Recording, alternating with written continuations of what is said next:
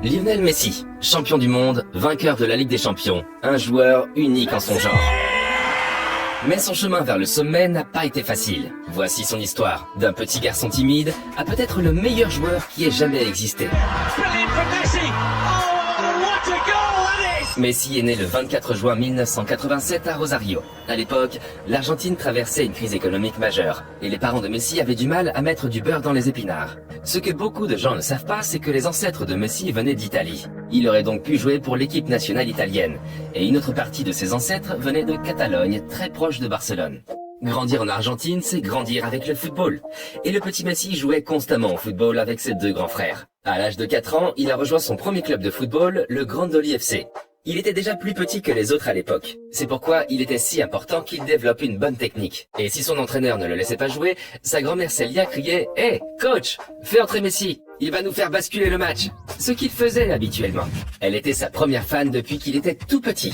L'emmenant au match, disant aux parents de Messi de lui acheter des chaussures de football et l'encourageant à croire en lui. Le président du petit club de football, lui aussi, a rapidement reconnu le talent exceptionnel de Messi. Il s'est exprimé lors d'une interview. À l'époque, Messi faisait déjà tout ce qu'il fait aujourd'hui. La seule différence, c'est que le ballon lui arrivait au genou. En 1994, il franchit une nouvelle étape dans sa carrière. À l'âge de 6 ans, il rejoint l'équipe de jeunes des Newell's Old Boys, le club où Maradona avait séduit les supporters 2 ans plus tôt. Pour son premier match, l'équipe s'est imposée 6-0 et Messi a marqué 4 buts. Pendant les 3 années suivantes, l'équipe a été surnommée La Machine parce qu'elle n'a pas perdu une seule fois. Mais en 1998, le monde s'est effondré pour Messi, âgé de 11 ans. Sa grand-mère, qu'il avait tant soutenue pendant toutes ces années, est décédée. Mais il ne l'a jamais oublié. Et lorsqu'il marque un but aujourd'hui, il pointe souvent les doigts vers le ciel. La même année arriva une nouvelle bouleversante pour sa famille. Comme Messi ne semblait pas grandir beaucoup, ses parents l'emmenèrent chez le médecin pour un contrôle. C'est là qu'on lui a diagnostiqué un déficit en hormones de croissance. La bonne nouvelle, c'est que cela pouvait être traité, mais le coût serait d'environ 900 $ par mois. Au début, l'assurance du père de Messi a couvert les frais, mais après 2 ans, elle a cessé de payer. Et la famille était désespérée. À 13 ans, il mesurait à peine 1,40 m. Et son surnom, la Pulga, la puce. Un nom qu'il porte encore aujourd'hui. La famille espérait que Newell's ou River Plate reprendraient le traitement. Tout le monde voyait que Messi avait un grand talent, mais les clubs ne voulaient pas payer. L'économie était encore mauvaise et le risque trop élevé. Il semble que la carrière de footballeur du jeune Léo se terminait à l'âge de 13 ans. Mais la lumière est apparue au bout du tunnel. Un recruteur de Barcelone a vu Messi jouer et a invité la famille à venir à Barcelone pour un essai. Messi a joué de manière exceptionnelle et a convaincu les entraîneurs. La famille était remplie de joie. Ils attendaient l'offre officielle de Barcelone. Mais rien n'est venu. Les semaines passent et Jorge, le père de Messi, s'impatiente. Il a rencontré le directeur sportif dans un restaurant et lui a dit que si Barcelone ne voulait pas de Messi, il irait dans d'autres clubs. Le Real Madrid, par exemple. Il n'a pas du tout apprécié. Il a pris une serviette et a écrit que Messi serait signé et que les coûts de son traitement seraient couverts. En 2001, Messi a rejoint le légendaire centre de formation du Barça, la Masia, et a marqué 5 buts lors de l'un de ses premiers matchs. La première saison, il a joué 30 matchs et a marqué 35 fois. Tout semblait parfait, mais ce n'était pas rose pour Messi. L'Argentine lui manquait. La thérapie hormonale a fonctionné, mais son corps en a souffert. Il se fatiguait plus vite que ses coéquipiers. En outre, il était extrêmement timide et avait du mal à se faire de nouveaux amis. Mais il lui restait une chose, le football. Les années suivantes, il a pris plus de confiance en lui et il s'est fait des amis. Il faisait partie d'une équipe de jeunes légendaires, la Baby Dream Team. Il a joué aux côtés de joueurs comme Fabregas et Piqué. Les grands clubs ont remarqué le succès et avaient les yeux rivés sur les joueurs de la Masia. Arsenal a bien essayé et Arsène Wenger voulait faire venir Messi, 16 ans, à Londres. Finalement, seul Fabregas a décidé de suivre l'appel d'Arsenal. Messi est resté en Espagne. Lorsque Messi avait 16 ans, l'entraîneur de l'équipe première, Franck Rijkaard, l'a invité à participer à l'entraînement. Et il n'en croyait pas amical contre Porto. L'entraîneur de Porto à l'époque, José Mourinho. Ils se sont revus à plusieurs reprises au cours des années suivantes. Au cours de la saison 2004-2005, Messi a rejoint l'équipe première. À 17 ans, 3 mois et 22 jours, il a fait ses débuts en championnat contre l'Espagnol Barcelone. Et quelques mois plus tard, son premier but avec une passe décisive de, comment aurait-il pu en être autrement, Ronaldinho. À ses débuts, Messi s'est lié d'amitié avec le Brésilien, qu'il a pris sous son aile et l'a appelé son petit frère. Ronaldinho appréciait beaucoup le jeune Argentin de 17 ans. Et bien qu'il ait été nommé meilleur joueur du monde, il a dit à Kobe Bryant que Messi serait encore meilleur que lui. En Argentine aussi, les gens ont commencé à entendre parler de ce talent exceptionnel. Quelques mois plus tôt, la Fédération espagnole de football avait tenté de convaincre Messi de jouer pour elle. Mais il ne voulait qu'une chose, jouer pour l'Albi Céleste. Le 17 août 2005, le moment était venu. Mais ses débuts ont été désastreux. Quelques secondes après avoir été remplacé, il a reçu un carton rouge parce que l'arbitre pensait que Messi avait donné un coup de poing au visage de l'autre joueur. Le jeune Messi était dévasté. Au cours de la saison 2005-2006, Messi a commencé à devenir de plus en plus important pour le Barça grâce à ses performances sur le terrain. Et en huitième de finale de la Ligue des Champions, il a détruit Chelsea lors du premier match. Tout le monde était stupéfait. Puis, le choc. Au match retour, Messi s'est blessé. Barcelone est allé jusqu'en finale. Messi s'est battu pour revenir et quelques jours avant le match, il était de retour à l'entraînement. Mais en fin de compte, le manager a décidé de ne rien risquer. Léo a assisté depuis les tribunes à la victoire de Barcelone sur Arsenal. Il a remporté la Ligue des Champions pour la première fois, mais il était dévasté de ne pas pouvoir se tenir sur le terrain. Néanmoins, ses bonnes performances ont attiré l'attention. Il était donc évident que le sélectionneur argentin l'emmènerait en Allemagne en 2006 pour la Coupe du Monde. L'Argentine a dû affronter le pays hôte, l'Allemagne, en quart de finale. Mais ils ont eu du mal, et tout le monde s'attendait à ce que l'entraîneur Pekerman remplace le jeune Messi. Mais Messi est resté sur le banc, et l'Argentine a perdu le match au tir au but. La saison suivante, il a vraiment pris son envol. Le 10 mars 2007, lors du Classico contre le Real Madrid, il a marqué 2 buts. Mais le score était toujours de 3-2 pour Madrid. Nous étions dans les arrêts de jeu. Messi avec le 3-3. Et cela à seulement 19 ans. Au cours de cette saison, Barcelone n'a pas remporté le moindre trophée. Mais le jeune Messi nous a offert l'un des buts les plus légendaires de tous les temps. Lorsqu'il a traversé la moitié du terrain en 12 secondes, en dribblant 4 joueurs et le gardien de but.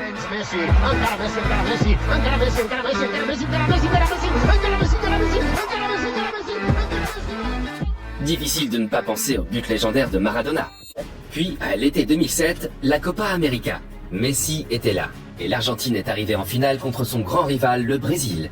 Tout le monde s'attendait à ce que l'Argentine gagne. Je veux dire, le Brésil a joué sans ses superstars comme Ronaldinho et Kaká. Et pourtant, ils ont perdu. La saison 2007-2008 a été une saison où Messi a eu quelques blessures mineures, également dues à son mauvais régime alimentaire. Il mangeait des fast-foods et buvait du Coca-Cola.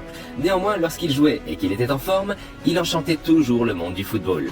Pour la première fois, son nom était également évoqué pour le Ballon d'Or, la récompense du meilleur footballeur de l'année. Mais il n'a fini que 3e, derrière Kaká et Ronaldo. Dans cette saison, nous avons également assisté au premier duel de ces deux-là. En avril 2008, le Barça a joué contre Manchester United en demi-finale, et Messi contre Ronaldo. Un duel qui allait façonner la prochaine décennie de football. Messi a perdu ce match et Ronaldo a remporté la Ligue des Champions cette saison-là. Cependant, lors de la saison suivante, quelqu'un s'est présenté et a changé la vie de Messi pour toujours. Pep Guardiola. Le nouveau manager licencie des stars comme Ronaldinho et Deco et donne à Messi l'emblématique numéro 10. Mais tout n'a pas été facile au début. Messi voulait jouer avec l'Argentine aux Jeux Olympiques 2008, mais Barcelone ne voulait pas le laisser partir au début. C'était le début de la saison après tout. Guardiola, qui lui-même a remporté une médaille d'or en 1992, a décidé de défendre Messi pour qu'il puisse partir. Et Messi a remporté le tournoi olympique avec l'Argentine.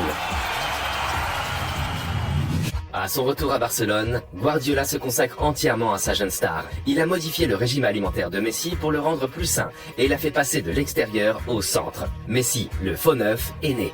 Il a terminé 2e derrière Ronaldo au Ballon d'Or 2008 et a remporté la Copa del Rey et le championnat d'Espagne avec le Barça. Mais il y avait un autre match important, la finale de la Ligue des Champions contre le Manchester United de Ronaldo. Le Barça a mené 1-0.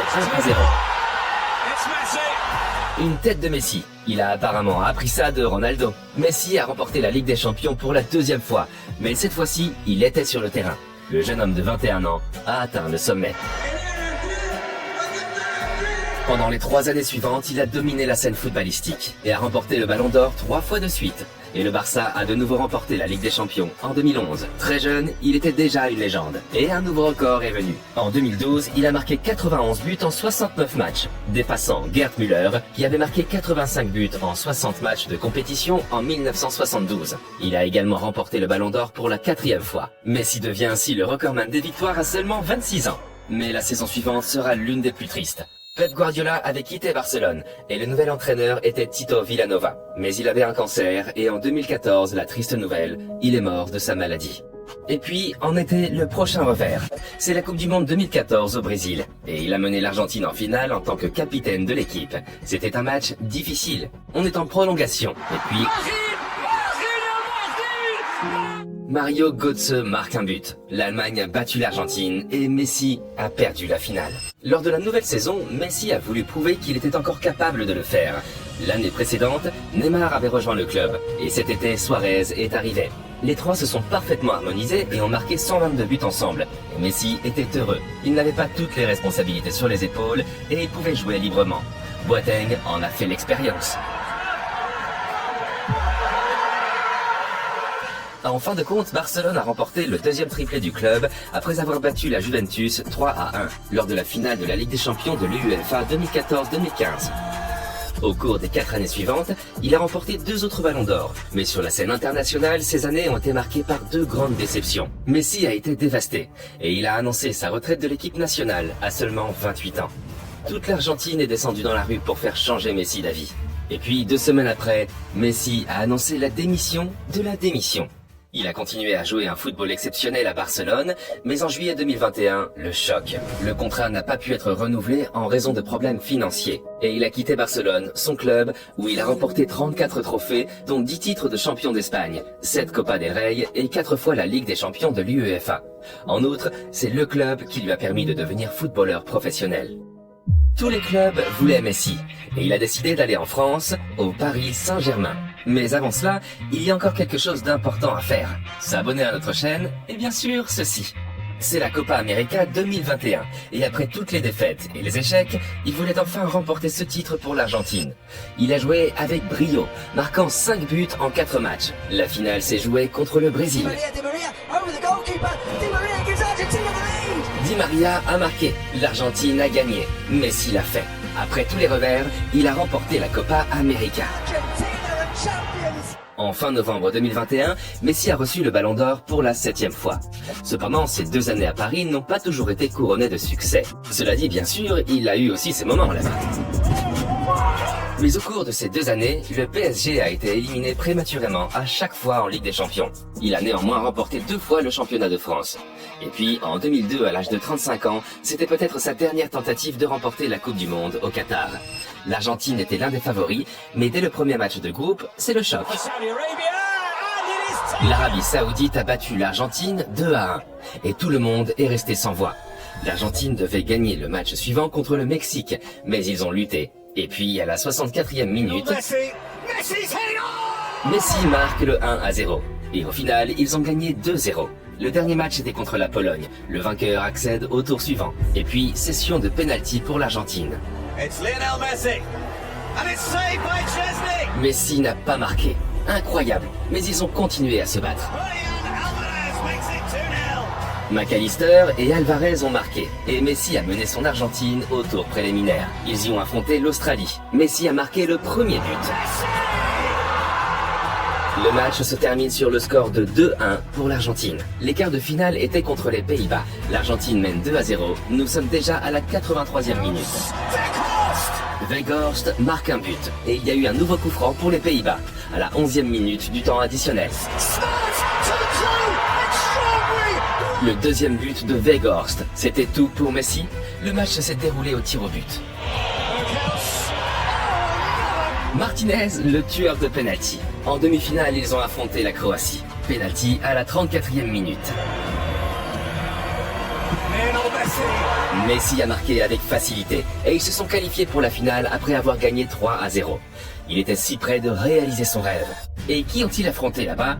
Les champions en titre, la France. Et à la 23e minute, penalty pour l'Argentine.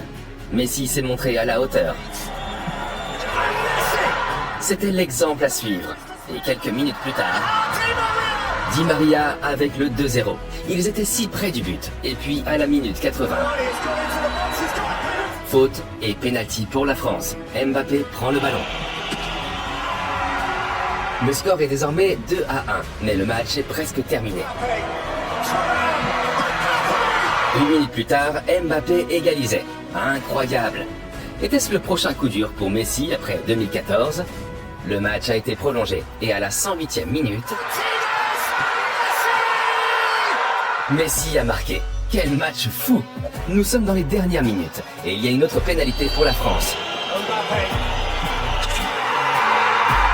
Mbappé a encore marqué. Messi n'en revenait pas. Quelle montagne russe!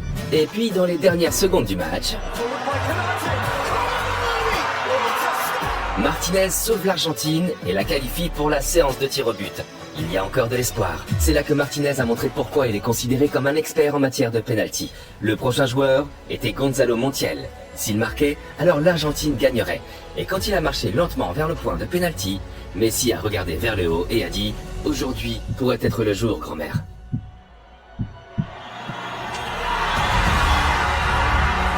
Messi a remporté la Coupe du Monde. À l'été 2023, son séjour au PSG est terminé. Mais Messi veut poursuivre son aventure footballistique et il décide de rejoindre l'Inter Miami, le club de David Beckham en MLS. L'Amérique est désormais dans la fièvre de Messi. Et puis le 4 juillet, il a fait ses débuts contre Cruz Azul à la 55e minute. Nous sommes à la 90e minute et le score est de 1 partout. Mais il reste un dernier coup franc. Messi! Il y a eu quelques joueurs exceptionnels dans le monde du football, mais Messi est l'un des plus grands. Au cours de sa carrière, il a marqué plus de 800 buts. Il a gagné tout ce qu'il y avait à gagner et il nous a montré qu'il ne faut jamais cesser de rêver. Qu'en pensez-vous? Est-il le meilleur joueur de football de tous les temps?